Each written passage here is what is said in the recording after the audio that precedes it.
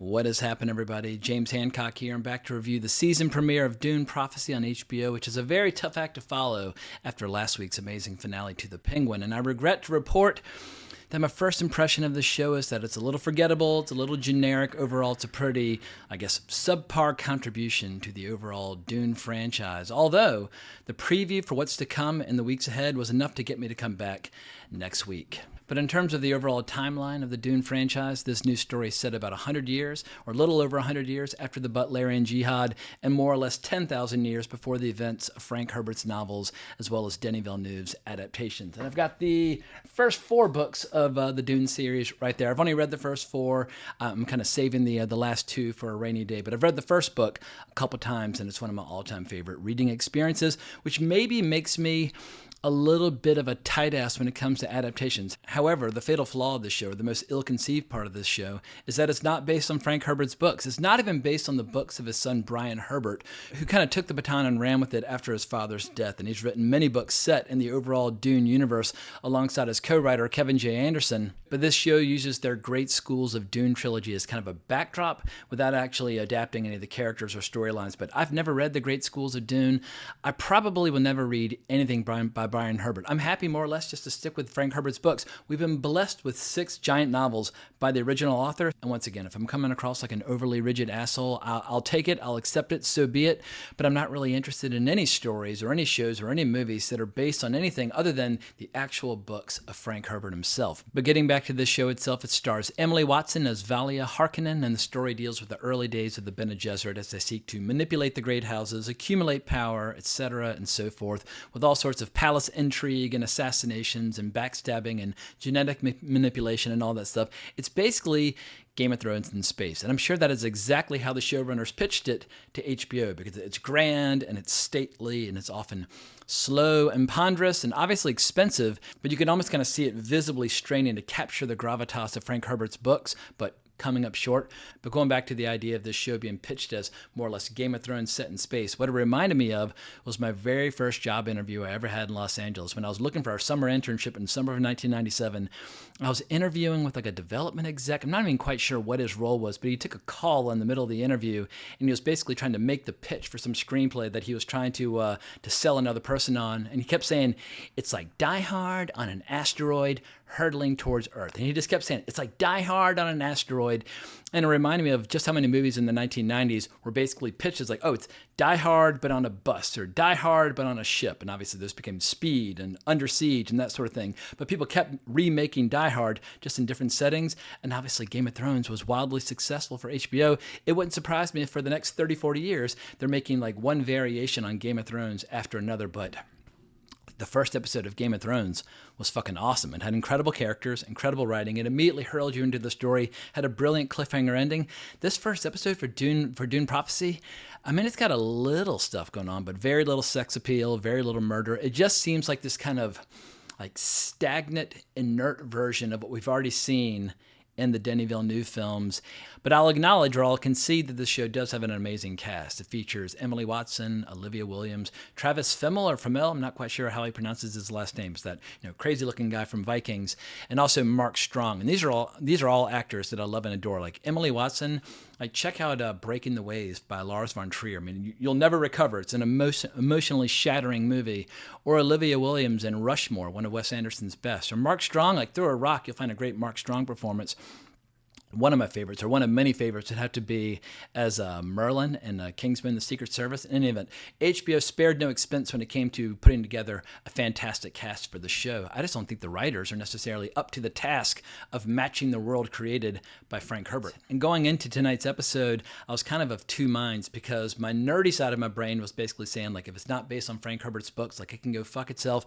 But my kind of greedy, avaricious side of my brain that wants to have a successful YouTube channel was thinking, well, if the show is amazing, well, then you can cover it every Sunday night for the next 6 weeks, and it'll be great for the channel.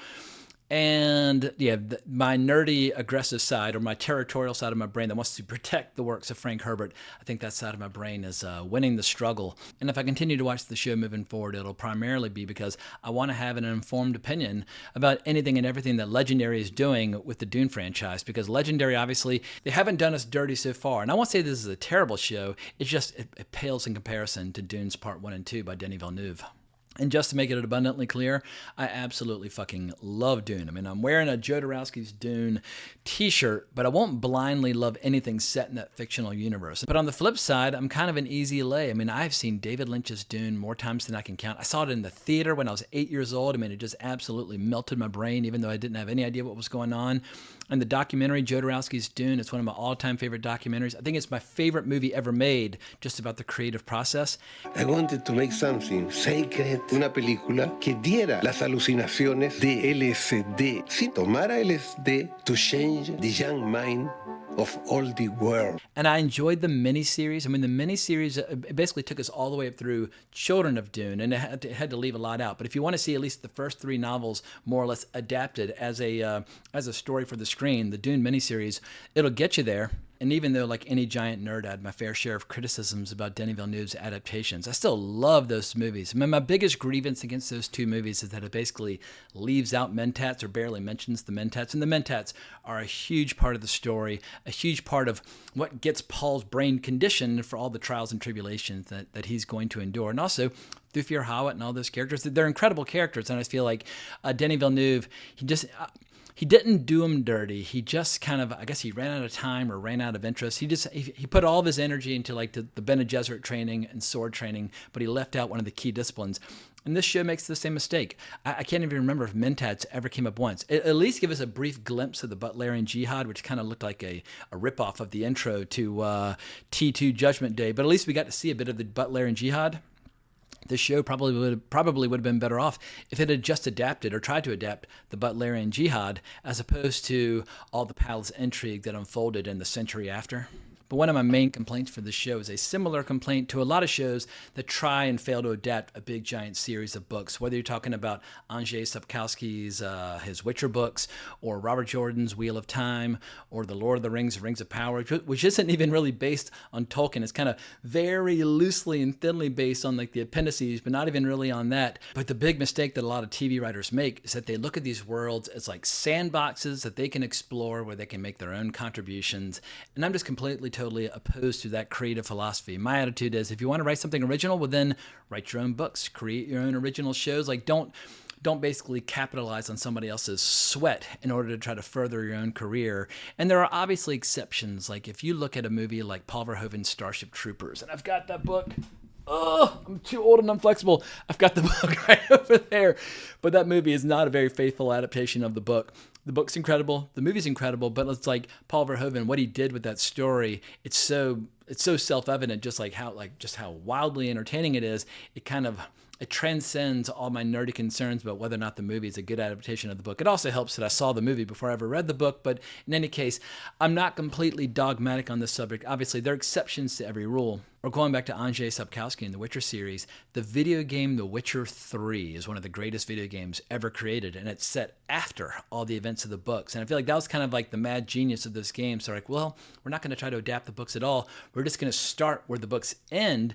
And it totally worked out. And Witcher 3 made piles of money, won tons of awards, and remains one of the best RPGs of the last 10 years. So once again, there are exceptions to every rule, but Dune Prophecy, it's one of those shows that's just kind of okay. And if folks want to talk themselves into thinking that it's better than it actually is, then, more power to you. Live your best life however you choose. But I think the show borders on boring. And even Denis Villeneuve's movies, which are fucking fantastic, those can be a little boring as well. So like this show is like, above and beyond the Denis Villeneuve films when it comes to being a bit of a snooze fest. And also my question is, what the hell is this show even going to build toward? Because if they're not adapting Frank Herbert's books, they basically have 10,000 years to play with. But this is like the danger of creating any prequels, because you can't really do anything to the world that would fundamentally alter the status quo that we find at the beginning of the first Dune movie. So it's like, are they just going to kill time and just talk about the Bene Gesserits trying to create the Kwisatz Haderach for one season after another? I don't think they should have made this show ever in the first place, but that's just one person's opinion. Opinions might vary. But I want to go back to some of those comments I saw earlier on social media where people were basically banging the drum on the show's behalf in advance, saying we need to support the show and like the show, because if we don't support the show, well then we won't get more Dune content.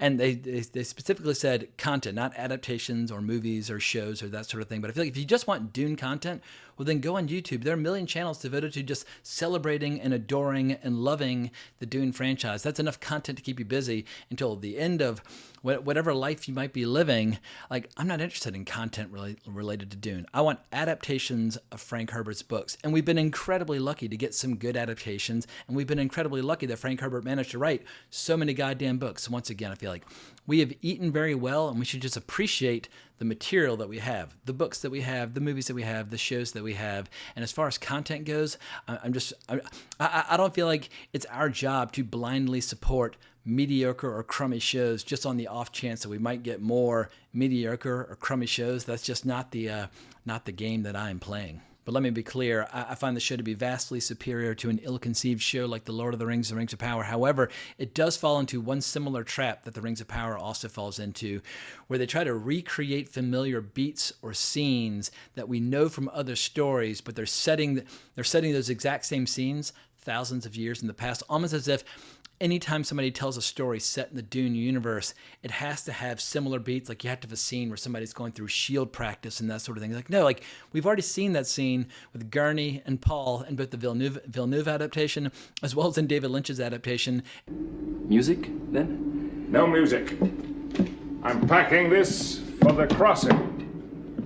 Shield practice. And also in the TV miniseries, we don't need any more shield practice scenes. Like, just enjoy the ones that we've had, but we're going to have to come up with a new term for when writers indulge in that little storytelling vice, but I'm totally uninterested in it. And another storytelling vice that this show indulges in is using dialogue that sounds very familiar to our own contemporary era, or like, basically like the last 5 or 10 years, as opposed to trying to create an otherworldly experience. Like when you read Frank Herbert's Dune for the first time, there's so much jargon and there's so much terminology.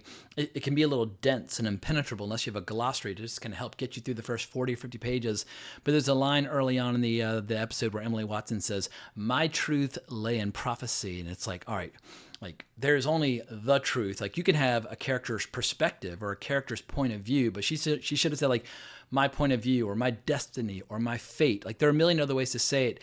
But when you start using these phrases, it makes you feel like you're hanging out on social media, like watching people talk about TV shows as opposed to getting immersed in a completely futuristic environment. So, yeah, like using lines like that, there's a great expression that Martin Amis came up with. He referred to certain familiar lines as dead freight. And if you're using lines of dialogue that already sound too familiar either from social media or other books or other movies, those lines are dead freight. If you want to sound like a fresh and original story, you have to come up with your own lingo.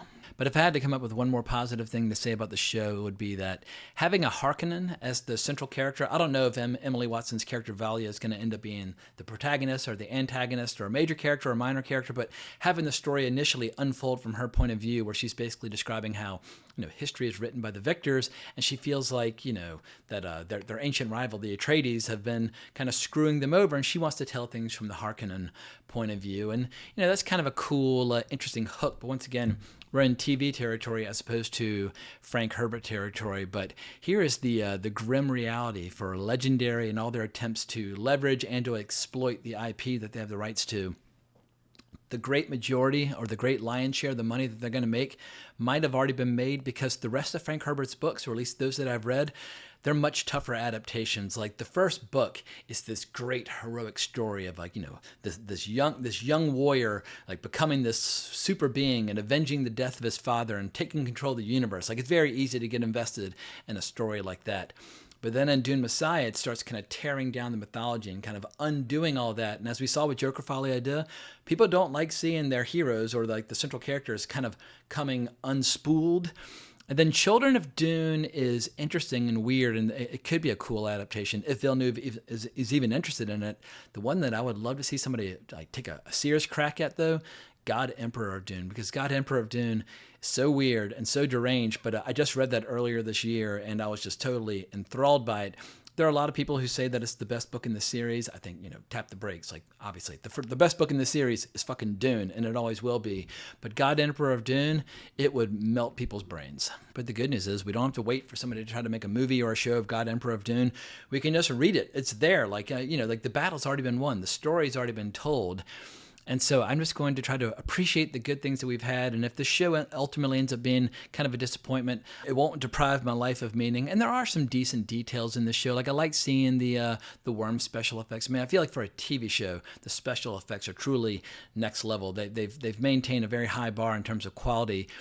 but it just feels lifeless. The characters are just kind of blah, or kind of there. And it's, it's not a terrible show, but it's just not an exceptional show. It's not an exciting show. It's not a riveting show. It's not the kind of show where people are going to show up at work the next day and be like, oh my fucking God, that show was incredible. It's just not that at all. So I suspect these 6 episodes will be the only 6 episodes we see of Dune Prophecy, unless just like somehow it just dramatically gets better and better and better. But usually shows kind of throw their best stuff at you in their season premiere. I mean, obviously there are exceptions. Some shows get better over time, but I will watch next week's episode, but I think my coverage of this season might draw to a close unless the episodes start getting dramatically better. But it sucks the life out of me trying to review a show every week that I just kind of dislike. I have to really fucking hate it, and then I'm like, all right, like let's do it, let's eat it alive, let's tear it apart. But this is one of those shows where it's not that much fun to talk about, even though I've been talking at this point far too much.